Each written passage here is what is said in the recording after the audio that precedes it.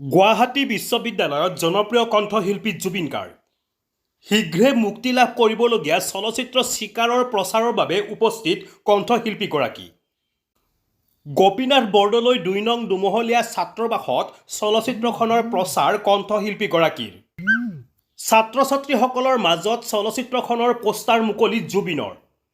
জনপ্ৰিয় কণ্ঠশিল্পীগৰাকীক কাষত পাই উৎফুল্লিত বিশ্ববিদ্যালয়ৰ ছাত্ৰ ছাত্ৰীসকল। চলচ্চিত্ৰখন চাবলৈ সকলোকে আহ্বান জুবিন গাৰ্গৰ। চিকাৰ লণ্ডনত ৭০% শ্বুটিং কৰা একমাত্ৰ অসমীয়া চলচ্চিত্ৰ বুলি মন্তব্য। চিকাৰৰ পাছত পৰৱৰ্তী চলচ্চিত্ৰ ৰৈ ৰৈ বিনালে আহিব বুলি প্ৰকাশ কৰে কণ্ঠশিল্পীগৰাকীয়ে। আগৰ নিচিনাকে বিজন চেনা জনাই গৈছিলোঁ, কাঞ্চনজংঘাত কৰিছিলোঁ, তেনেকৈ কৰা নাই এইবাৰ, কাৰণ এখন মোৰ নিজৰ চিনেমা নহয়, বেলেগৰ cinema. But I'm doing a nice role in a different mood and everything. So,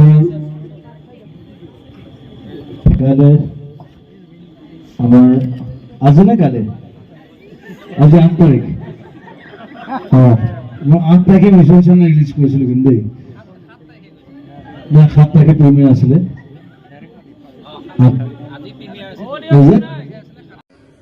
আৰু এনেই জুবিন বুলি মাতে একদম ডাইৰেক্টলি, জুবিন দা ছাৰ এইবিলাক নাই, জুবিন সৰুৰ পৰা।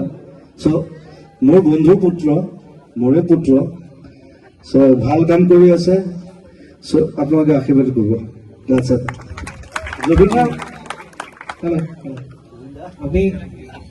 আমি যেতিয়া চিকাৰৰ প্ৰমোশ্যনৰ কথা ভাবিলো, প্ৰমোশ্যনৰ প্ৰথম প্লেনিং আৰম্ভ হোৱাৰ আগতে এইটো কথা ভাবিলো, চিকাৰ কোনো প্ৰমোশ্যন নাই, প্ৰমোশ্যন নাই, চিকাৰ চিকাৰ। যেতিয়া চিকাৰ কৰে তেতিয়া প্ৰমোশ্যন কৰি পেলাই চিকাৰ নকৰে। যেতিয়া বাঘটো ধৰে কৈ পেলাই ধৰে নেকি? নকয়, বাঘটোৱে নাজানে তাক ধৰিব। চ' I am coming to get the bagh. চিকাৰ কৰা বাঘটো একেলগে গেট দ্য বাঘ।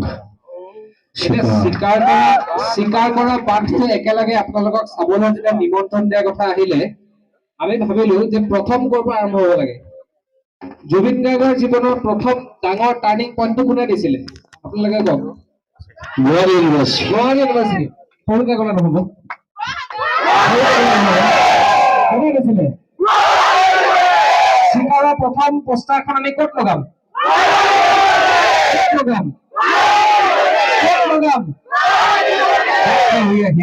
আজি আমি প্ৰথম পোষ্টাৰখন অফিচিয়েল প্ৰমোশ্যন আৰম্ভ কৰাৰ আগতেই গুৱাহাটী ইউনিভাৰ্চিটিত লগাব বিচাৰিছিলো। This is the place which we are like trees. আমি যদি গছৰ নিচিনা হ'ব পাৰোঁ, আমি বহুদিন জীয়াই থাকিম আৰু বহুত ভাল কাম কৰিব পাৰিম। So be like trees. Plant trees, nurture trees, adopt trees, not humans. মানুহে উল্টা পুল্টা কৰে, কিবা কিবি। চিকাৰ প্ৰমোশ্যন আমি আৰম্ভ কৰিছোঁ অলপকৈ, সৰুকৈ, বেছিকৈ কৰা নাই।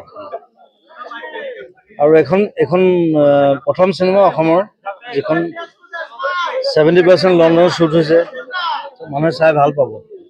প্ৰথম কথা সেইটো, আৰু বেলেগ ষ্টৰী। আৰু মোৰ বেলেগ কিতাপ, মই আদিবাসী ল'ৰা এটা এক্টিং কৰিছোঁ।